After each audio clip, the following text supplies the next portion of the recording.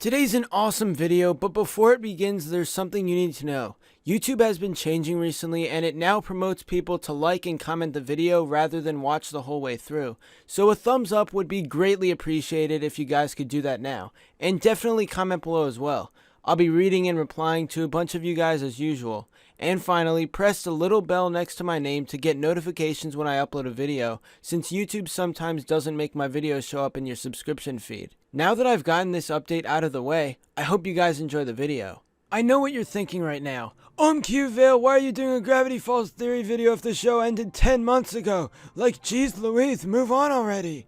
Well, people have been making theories on finished cartoons for many years, and this is no different. Today's theory is one that I recently came across, and it's literally show changing. If you believe what I'm about to share with you in this video, then watching the show will feel much different. This theory was created by Tumblr user DubsDDubs, but today I'm going to be showing you a bunch of evidence and also adding to what they said on Tumblr. This theory is likely going to sound crazy at first, so I'm going to take it one step at a time and you will understand it much better. To begin this theory about Grunkle Stan's dark secret, we need to go to the Gravity Falls Time Pirates book, which is basically a choose your own adventure book with a time travel element to it. There's actually a hidden page that you may or may not have known about. When the Axolotl is asked about Bill's cipher, he says a bunch of important stuff. He'll have to invoke my name.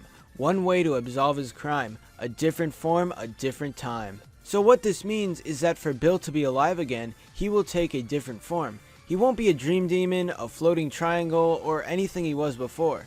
And when the Axolotl says a different time, there are a few things worth mentioning. It's a possibility that Bill will come back in the future, but if that was true, then it would make no sense to even have this redemption arc. Why would Alex even mention Bill's future redemption story arc if ultimately it didn't affect the Pines family?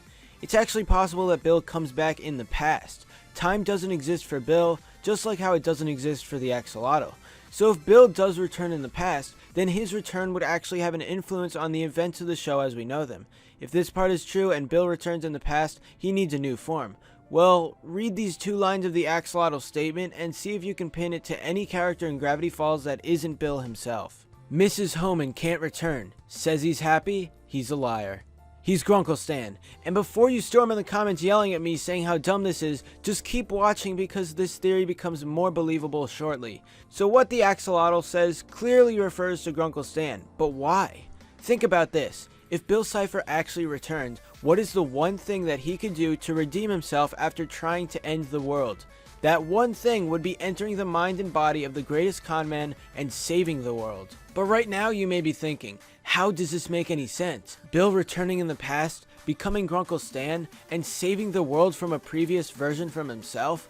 Is that possible in any way? Well, it may seem confusing, but once you notice the Stan and Bill parallels throughout the show, I think it'll make more sense to you. First of all, the famous code perfectly sums this up. Stan is not what he seems. This code was in the theme song and a key point in the story of Gravity Falls. In the episode Not What He Seems, the viewer believes that Stan's secret is simply him working on the portal and having a mysterious plan with it. But the thing we never really paid attention to in this code is the what. Stan is not what he seems. If you put emphasis on that, then the code takes a different turn and it means he was or is someone else. And Bill's cipher very much could be his actual identity or past identity. There's also some similarities through the show that were completely unexplained, and I never understood just why they were there. In Boys Crazy, Grunkle Stan asks Robbie if he's been buying gold for the upcoming apocalypse. In Dreamscapers, Bill Cipher tells everyone to buy gold right as he disappears. But if you're still questioning the connection between these two characters, there's more. In Tourist Trapped, Stan is picking who should go outside and post the signs in the woods. He says, "Eeny, meeny, miny, you," landing on Dipper. But in Sock Opera and Weirmageddon 3, Bill says the exact same thing, "Eeny, meeny, miny, you." This is definitely something that not everyone would say, and it feels suspicious that literally Bill and Stan are the only two ones who have said this in the show. Another possible comparison between them is that Grunkle Stan sometimes wears an eye patch, leaving one eye visible to the world, very much like Bill. This part is a stretch and likely a coincidence, but it's still something to think about. There are quite a few more connections between these two characters that are solid, and they'll definitely change your perspective on this theory. At one point in the season 1 episode Boss Mabel, Grunkle Stan says, "Tick tock, time's up kids," and in Sock Opera Bill says, "Tick tock." In Bottomless Pit, Grunkle Stan says that Dipper's pain is funny. In Sock Opera, Bill says that pain is hilarious. Then there's a connection that nobody can really ignore. In A Tale of Two Stans, Grunkle Stan calls his twin brother Sixer. In The Last Maplecorn, Bill is in Ford's dream and calls him Sixer as well. Nobody else in Gravity Falls has said Sixer when they were referring to Ford. Only Grunkle Stan and Bill Cipher. There's a slight connection in the clothing of these two characters. Stan likes to dress formally and at one point wears a bow tie, but the main similarity between them is the cane. Grunkle Stan has an 8-ball cane, while Bill has a normal cane. Let's also not forget that in the Weirdmageddon intro, Bill is the one who replaced Grunkle Stan and he is holding his own cane. The final connection I want to make is the fact that throughout the series, versions of Grunkle Stan are engulfed in flames. It's been a constant motif in the show, and I've always thought it meant Stan's upcoming death, but now we know it's different.